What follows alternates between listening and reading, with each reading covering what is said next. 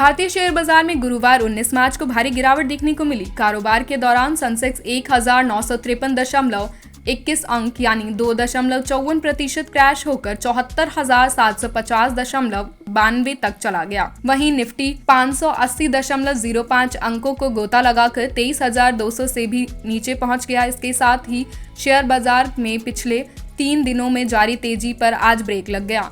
कच्चे तेल की कीमतों में उछाल, कमजोर ग्लोबल संकेत और विदेशी निवेशकों की लगातार बिकावली ने बाजार पर दबाव बनाया। ब्रॉड मार्केट में भी हाहाकार की स्थिति रही। निफ्टी मिड कैप और स्मॉल कैप इंडेक्स करीब 2% तक गिर गए। निफ्टी के सभी 16 सेक्टोरल इंडेक्स भी लाल निशान के कारोबार पर रहे थे।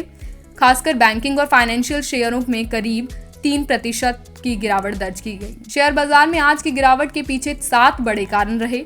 कच्चे तेल की कीमत में तेज उछाल। शेयर बाजार की गिरावट की सबसे बड़ी वजह कच्चे तेल की कीमत में तेजी रही। जियोजित इन्वेस्टमेंट के chief investment strategist BK Vijay Kumar ने कहा, ब्रेंट क्रूड का भाव $111 तक पहुंच गया है। ये भारत जैसे ऑयल और गैस इंपोर्ट देश के लिए बड़ी खबर है।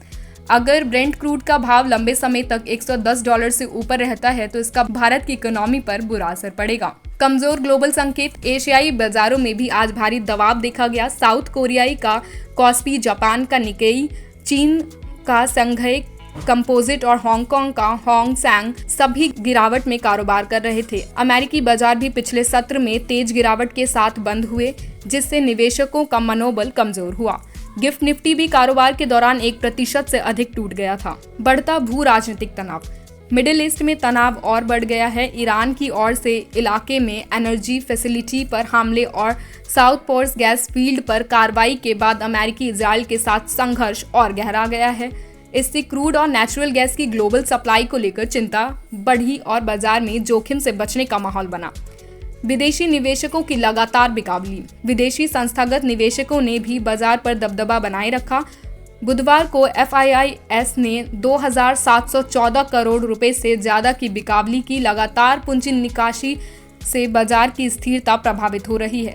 एनरिच मनी के CEO पॉनमुडी आर ने PTI को बताया, FII की लगातार बिकावली साफ तौर पर रिस्क ऑफ अप्रोच दिखती है और लगातार कैपिटल आउटफ्लो से मार्केट की स्टेबिलिटी पर असर पड़ रहा है। अमेरिकी फेड का सख्त रुख। अमेरिकी फेडरल रिजर्व ने बुधवार को ब्याज दरों को स्थिर रखने का फैसला किया, लेकिन महंगाई को लेकर सख्त रुख अपनाया है। फेडरल रिजर्व ने संकेत दिए हैं कि इस साल ब्याज दरों की कटौती की गुंजाइश सीमित रहेगी। फेडरल रिजर्व ने संकेत दिए कि इस साल ब्याज दरों की कटौती की गुंजाइश सीमित रहेगी। ब्याज दरें ऊंची रहने से भारत जैसे इमर्जिंग बाजारों में निवेश का आकर्षण कम होता है। फेडरल रिजर्व के चेयरमैन जेरोम पॉवेल ने कहा कि ग्लोबल हालात के चलते आर्थिक हालात असामान्य रूप से अनिश्चित बना हुआ है। HDFC बैंक के शेयरों में भारी गिरावट। शेयर बाजार में आज की गिरावट में HDFC बैंक की भी बड़ी भूमिका रही।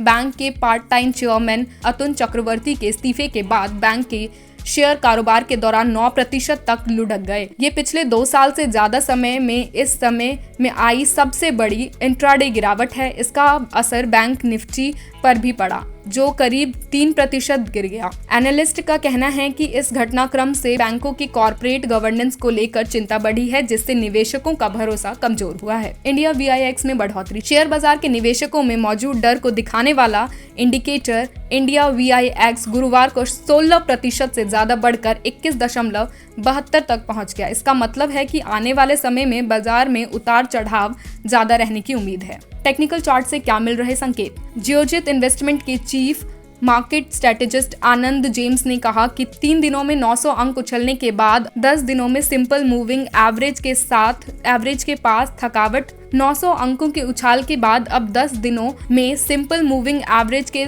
पास थकावट के संकेत दिखाई दे रहे हैं। उन्होंने आगे कहा कि निफ्टी अगर 23,111 के नीचे जाता है तो आगे और गिरावट आ सकती है। वहीं अगर बाजार 23,450 के ऊपर टिकती है तभी मजबूती मानी जाएगी।